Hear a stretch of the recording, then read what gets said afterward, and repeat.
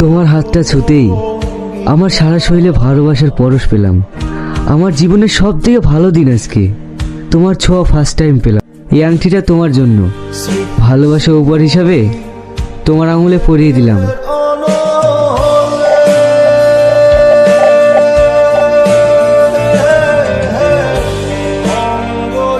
আমার প্রপোজ করাটা কেমন হয়েছে বলতো? ভালো হয়নি?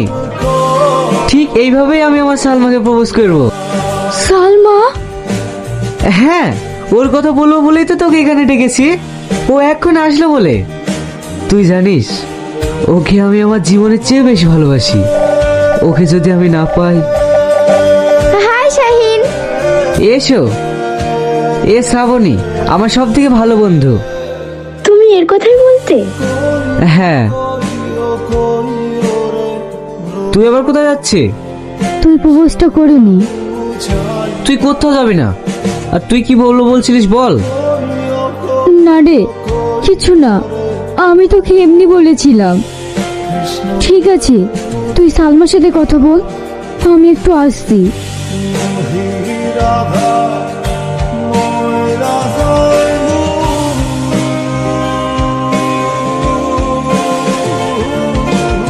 ভেঙে গেল আমার স্বপ্নটা, আজ কাচের মতো ভেঙে চুরমার হয়ে গেল। আমি চাই ওরা সুখী হোক।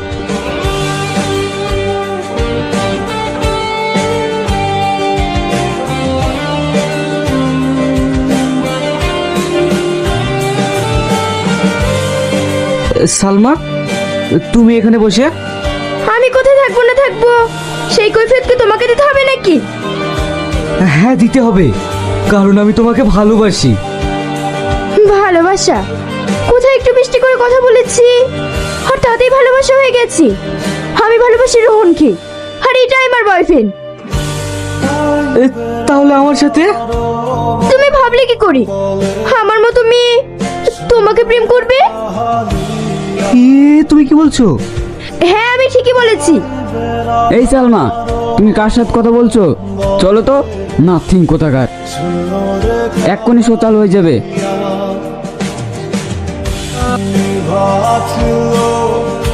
মনে